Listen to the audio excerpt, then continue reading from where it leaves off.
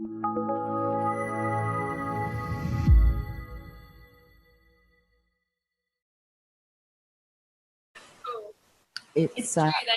good. No. And so it's so good that you're now creating this incredible resource. All right, let me go ahead and press record and we will get started. You're listening to another ambitious entrepreneurnetwork.com podcast, the voice for entrepreneurs and small business. Now, onto the show. Welcome to the Christian Entrepreneurs Podcast, daily conversations with Christian entrepreneurs to inspire and empower Christian business owners to walk strongly in their faith, while build a thriving business that honors Him in every way. Now, over to your host, Anne-Marie Cross. So welcome to another episode of the Christian Entrepreneurs Podcast. This is episode 150, and I'm your host, Anne-Marie Cross, the podcasting queen. Now, joining me on today's show is Sarah Boyd. For the past 10 years, Sarah has been running a business with her husband, teaching positive psychology to entrepreneurs as well as the corporate market. And recently, they launched Resilient Little Hearts with the mission to champion children to build resilience, courage, and kindness. Sarah and her husband's first children's book is launching this month.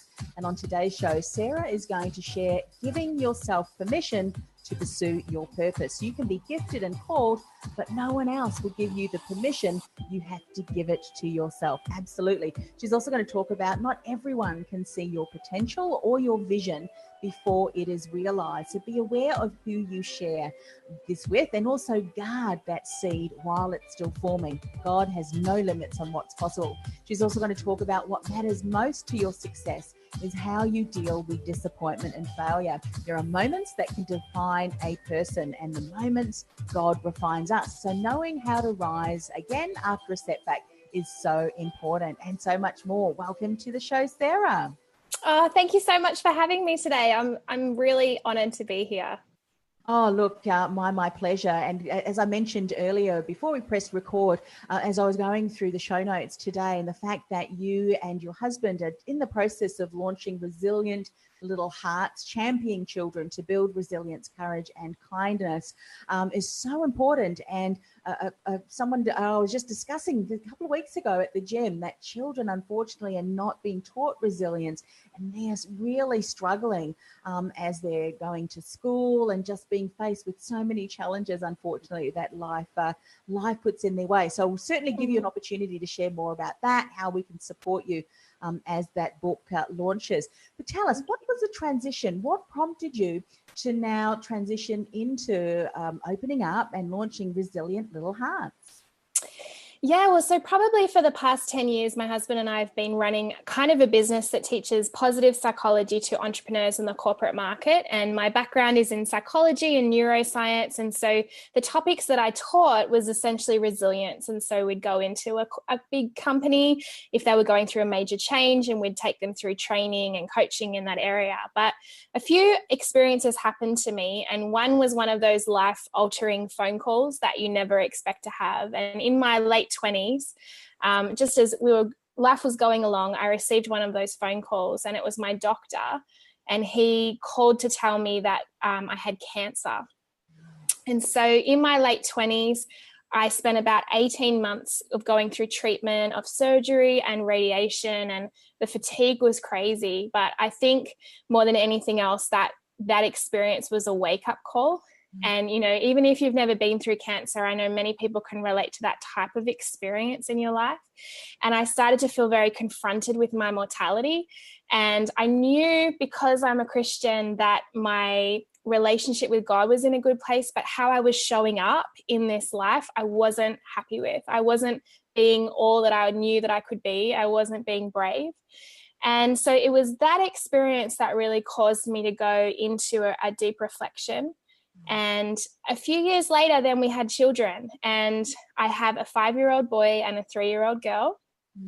And becoming a mother was, again, like another life-altering experience if for lack of a better word.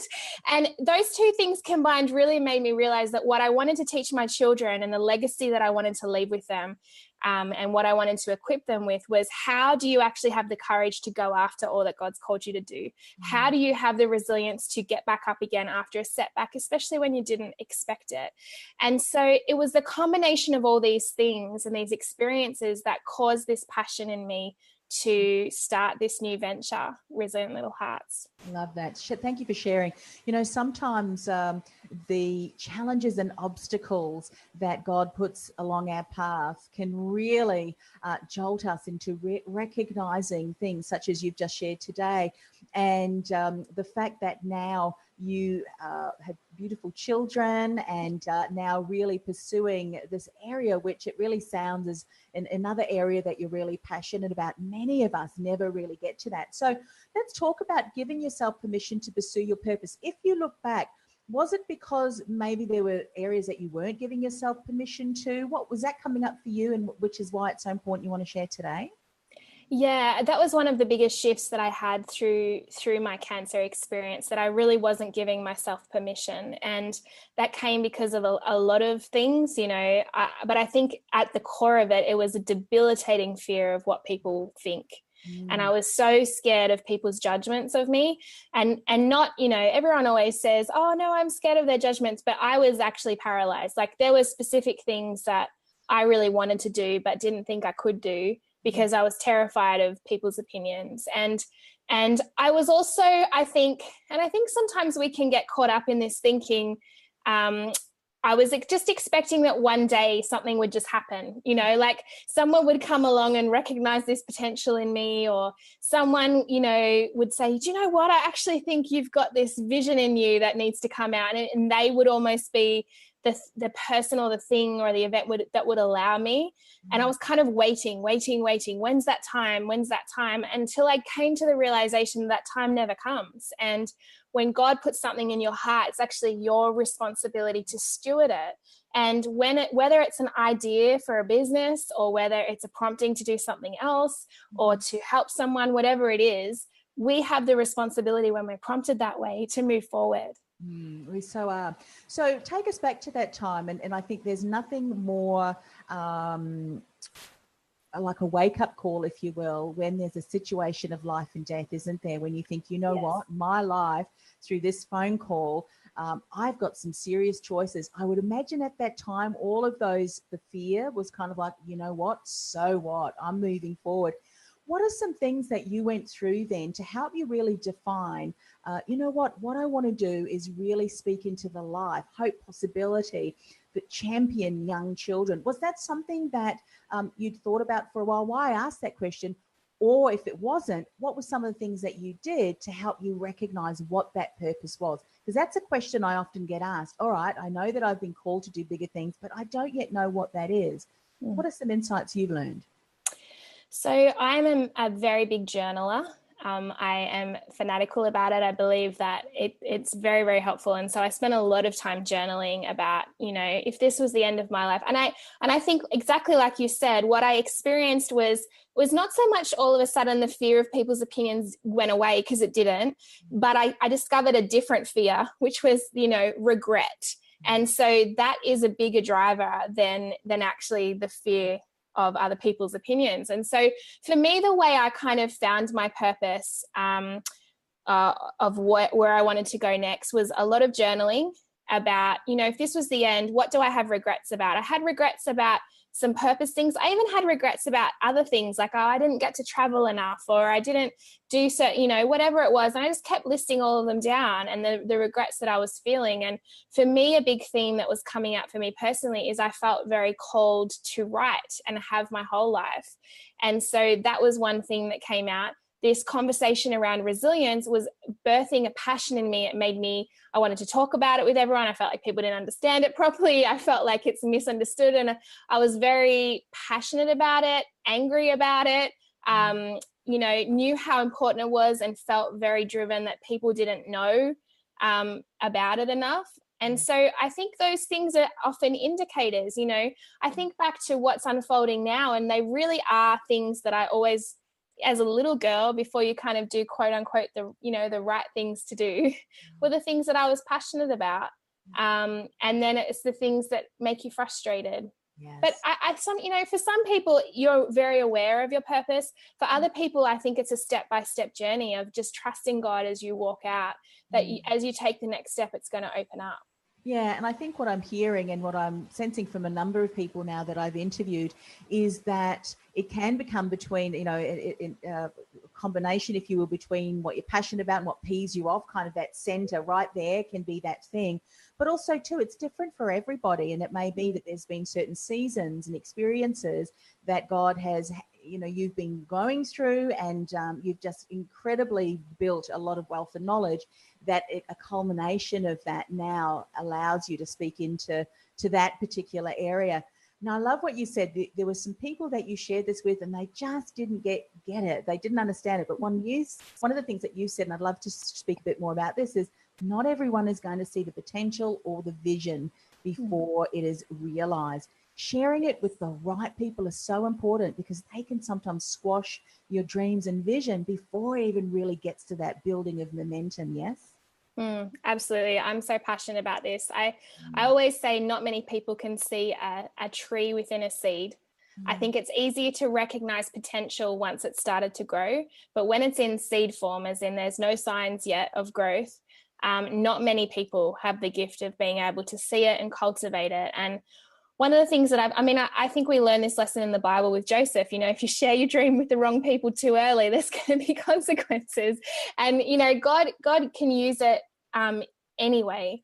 But I know for me, I made the mistake. I shared too early with certain people, and their responses weren't positive about different things that I wanted to do, and to the point that it really put me off for a long time. And so I think you have to really trust that what's in you, and actually see it. I think the easiest time for a seed to die is in seed form. It's a lot harder for it to die once it's started to grow. And so I'm very passionate about our internal world and those ideas that we have and those promptings that we have, of giving them time and space and encouragement to grow, and sharing them with the right people at the right time. And then the rest of the world, because it's not that people are mean-hearted. It's actually just that they don't see it. And so a lot of the times, when it gets to, say, to use the tree metaphor, a shrub, they'll say, oh, I always knew that you could, do something like this. I've always seen that in you. But the truth is, they've only really seen it as you've taken steps towards it. And so, especially in those really early beginning stages, and I think what that comes down to is like, what lights you up? What is it that you look at? Sometimes I think we can think that the feeling of jealousy and envy is just a negative emotion that serves no purpose. But I actually believe, as much as we don't want to sit in jealousy and envy, it's sometimes a signal of what is meant for you. I never, ever watch sporting events and think, wow, I'm really jealous that I can't, run an Olympic race. It just doesn't come up for me. But when I see people doing things that I actually want to do, and that spark comes up in me, we've kind of got the choice there. Do we see it as a sign that it's actually something that maybe God's igniting in us? Or do we see it as something, it's all about them and I'm going to be jealous about it? And so all of those signs, just like you said before, the anger or the passion, but even the jealousy sometimes can actually be a signal that's something that might be meant for you. Yeah, so important. And you said something else I want to dive into a little bit deeper, is surround yourself with the right people and share it only with those people who are going to support you. What were some of the things that you did to recognize the people that you wanted to draw near and therefore share? Because sometimes, as your ideas are forming and it is in seed form, having the right people around you as a sounding board can take your idea and really expand on it in areas that you really didn't think of at the time. So that's important too. What were some of the things that you did that really helped you create that community? Yeah, so I think you've got kind of your safe relationships, your cheerleaders, the people that will encourage you no matter what, and they will be people that will protect the dream, but not necessarily the growers of it. And then I think to seek out, I've always intentionally sought out people who are seeing great success in the area that I'm wanting to see. So, whether it's business, what type of business you run, is there someone that's further along the journey with the type of business that you want or doing it in the way that you want?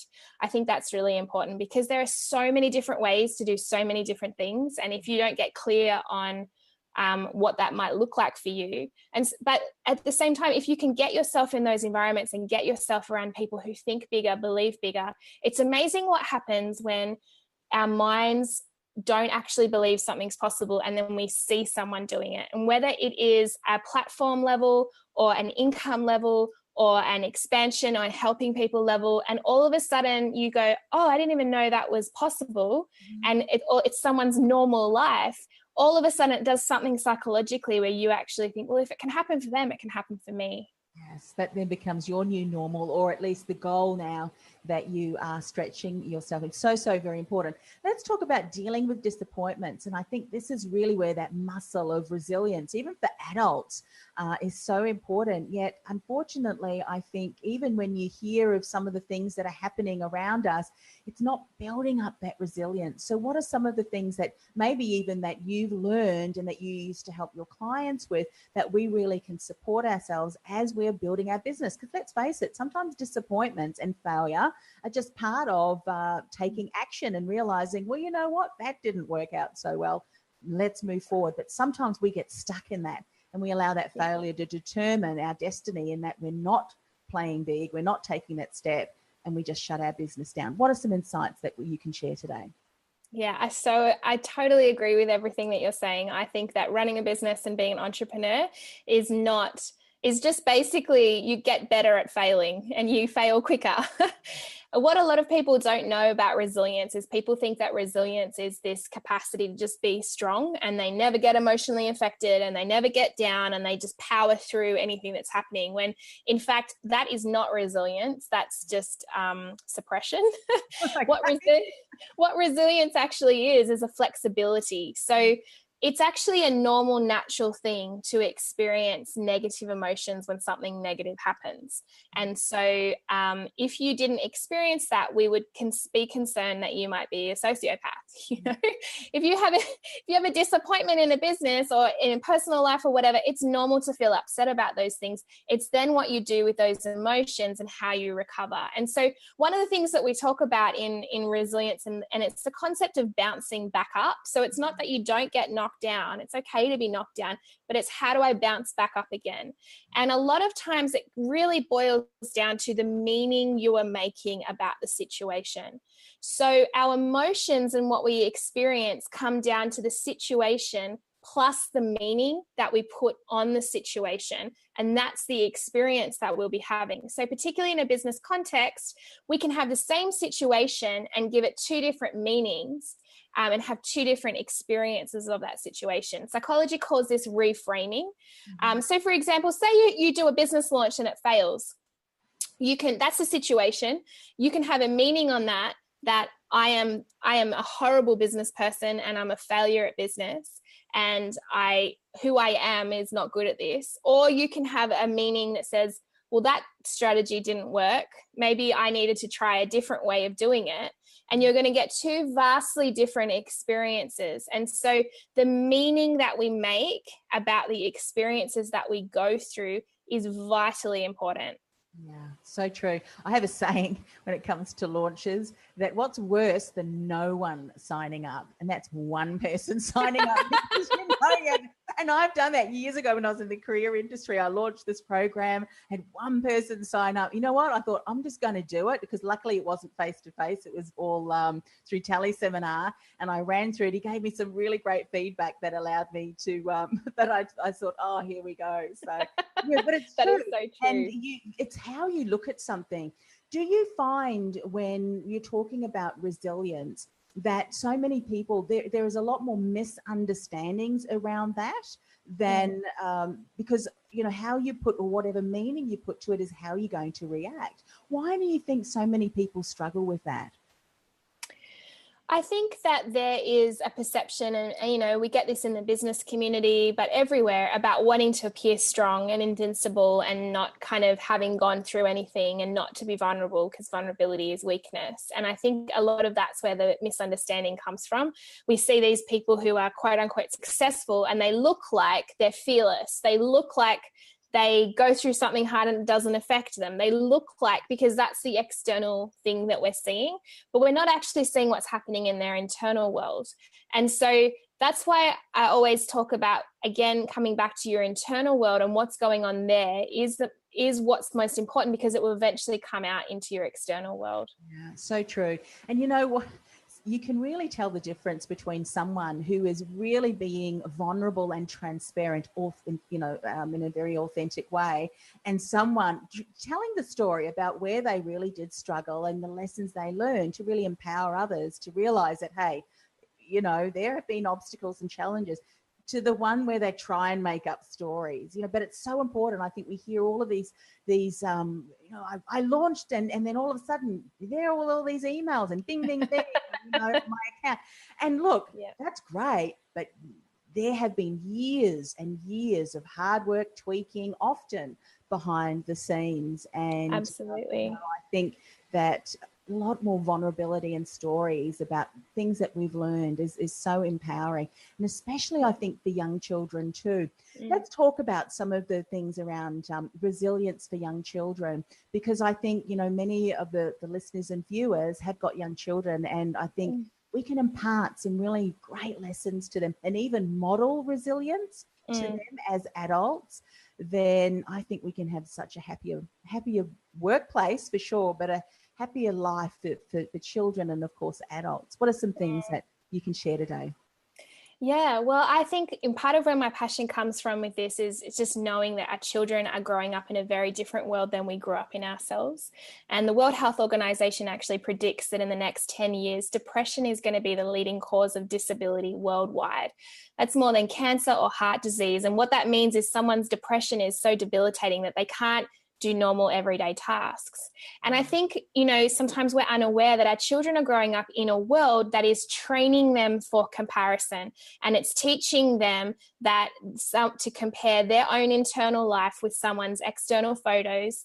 It is teaching them that their worth is based on other people's approval and their success and their grades and their, Instagram likes. And we're not having these conversations. We're focusing only on them, developing good grades or athletic performances.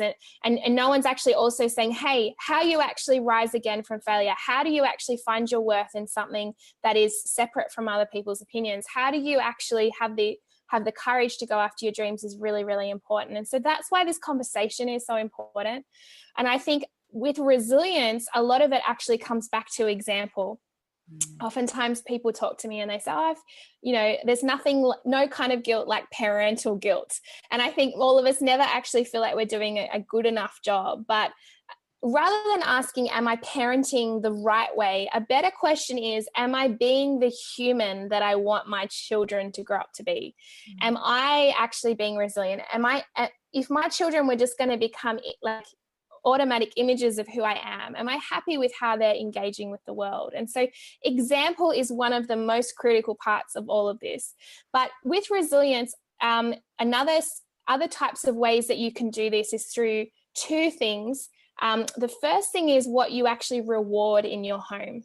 So whether you're wanting to work on the character trait of rising again after failure, or whether it is that you're wanting to deal in our home at the moment, with my 5-year-old, we're trying to teach courage. And so he's 5, his reward is a sticker chart. Obviously, if you have older children, it's more age appropriate, but rather than just rewarding good behavior, we actually now reward brave behavior. So every time he does something that I know was scary for him, he gets a reward, a sticker chart on his sticker chart.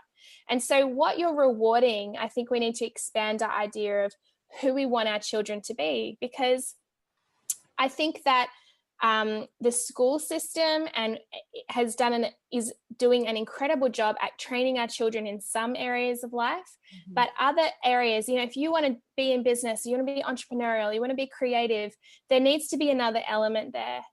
And the other area is reading. And because books are the formative way of how children make sense of the world, is because they're able to perspective take. And we're the same. We're able to put ourselves in someone else's shoes, learn and glean from their wisdom without actually having to go through it. And so our brain is wired for story, and that's why metaphor story is just so powerful, because it bypasses all rational thought and resistance. And so that's why we're really passionate about stories, for that reason, and also because reading with your child it's an important time of connection together between a parent and a child, and that also increases a child's resilience. And so those things together can be a great foundation of how you can just do simple repetitive things in your daily life. You know, what behavior are rewarding, or reading with your child, they're repetitive things that you can help develop resilience in your child. Yeah, so true. And I think, you know, when you look at the situation that children have to go through, I think looking back and even what I'm hearing about the school playground is one of, it can be the most critical, it can be the most mean, because kids just, you know, lay it all on the line often, and it can really make an impact. And sometimes as parents, it's really hard to be able to deal with that. But one of the things that I'm hearing is that it's so important to be able to recognize that, you know, and talk about the emotions as being okay to feel angry, sad, those. And that's just the first step. Then talking it through with them on how they can deal with it. Because I think a lot of times, as you said, even as adults, we go, you know what, just pick yourself up, move forward.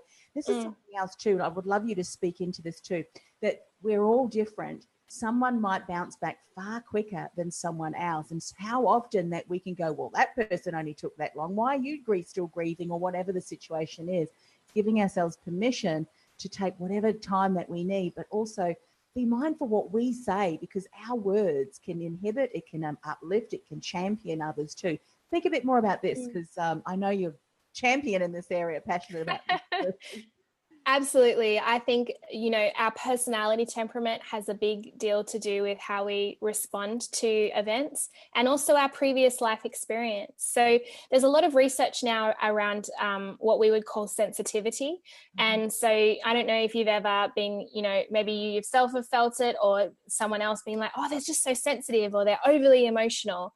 Well, they've now found that it's a personality trait similar to introversion and extroversion. You can be highly sensitive, and the positive side of the trait is that you tend to be highly intelligent, you deeply process events, you deeply think through things, you're highly empathetic. One of the hardest, more challenging sides of the trait is that you really struggle with emotions and overstimulation. And so oftentimes people who have this sensitivity temperament do take longer to quote unquote bounce back. Doesn't mean it's not possible, it just means they need a bit more time and space. Yeah. I think as we're talking about adults, or even as older children, another part of what determines how we bounce back and the meaning that we make about situations is our past. You know, if we've had a particularly traumatic past, or a particular trauma around a certain event or situation, anything that triggers that thing is going to be more emotional. And so, for example, if you and I were to go through the same situation and say, maybe you got bullied at school and I didn't, and we were to both go into the same situation where we're in a work environment where it seems like the boss was really aggressive, I will probably bounce back quicker from that than you might. Now, it doesn't mean that that's not possible for you to bounce back from. It just means that we need to be a lot kinder with ourselves, because there's a reason that you're responding like that.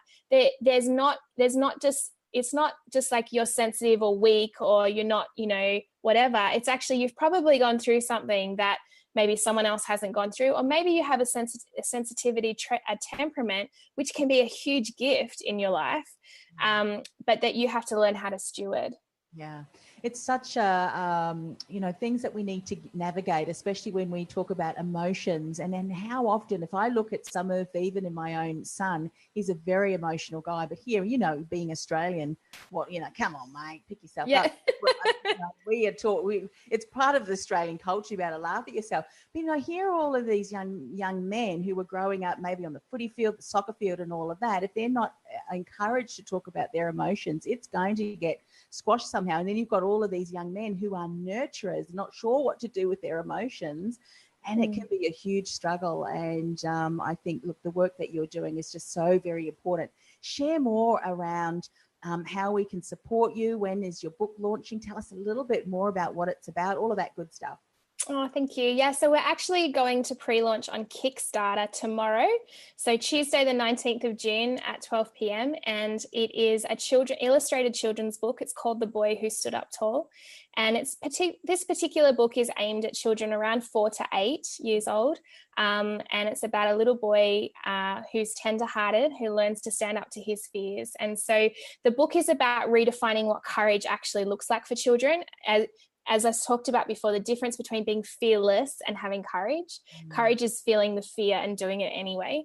And then it also gives the steps for children of what it means to stand up to your fears. And when you stand up to your fears, something magical happens. And so, yeah, you can find us on Facebook and Instagram at Resilient Little Hearts. A little bit hard to spell, I know. But yeah, we're excited to launch, and our campaign will be open all through June to July. Yeah, fantastic. And of course, we'll put all of those links on our show notes, ambitiousentrepreneurnetwork.com/TCE150. I just have this sense, Sarah, that this is one of a series. It is. I think about, as you're talking about books, and I'm thinking of I had a girlfriend when years ago, my kids were younger. She would take all of the books of the standard books that we would share with her. She said, I'm not having my daughters read Snow White and all that. They'll get taken off into, this romantic, Prince, whatever it's called. And you know what? I think just as the stories that we read, what impression are they having on our children? And I can see these books and stories can really be empowering. So certainly encourage everybody to go there and to get behind the Kickstarter fundraising campaign. One of the things I'm doing for all of my guests, Sarah, and I'd love to do that for you too, is just close the show with a word of prayer. May I do that for you? Awesome. Absolutely. Okay. Father God, thank you for the opportunity to speak with Sarah today. And Lord, that you are using her gifts and strengths and expertise in the area of resilience, and now being able to support our children who really are our future. Lord God, I just pray that you will continue to bless the work that she's doing alongside her husband, that the Kickstarter program will just be the start of the impact of the resources, the books, the programs that will really support our younger generation, build resilience and build characters that are honouring to you, but that really can support them in becoming adults who really live life to the fullest and to the potential that you have destined for them. Father, we just want to pray for any parents who are listening and watching this show. We just pray that you'll give them the grace and the strength it is to support their children. Lord, being a parent can be so difficult, yet we're in such a strong position to be able to model the characters, or the character that really will help them grow into Christ-serving, Christ-honouring young women and men. And we ask this in the precious name of Jesus. Amen. Amen. Thank you so much for coming on the show. As I said, wishing you all the very best, continued blessings in the work that you're doing. As I said, it was interesting. Just the other day we were saying, there's no resources that are teaching children resilience, and there you go. Wow. You are. So here I am. Hear that. That's amazing. Talking about it, and I'm can't wait to share more in your story with our community too. So thanks again for coming on the show. Oh, thank you so much for having me. I really appreciate it. You've been listening to the Christian Entrepreneurs Podcast, brought to you by BeTheDifferenceMovement.com. Changing the world one message at a time. Do you feel called to influence real change with your message? Join our supportive community of like-minded influencers, thought leaders, and disruptors at www.BeTheDifferenceMovement.com. That's BeTheDifferenceMovement.com.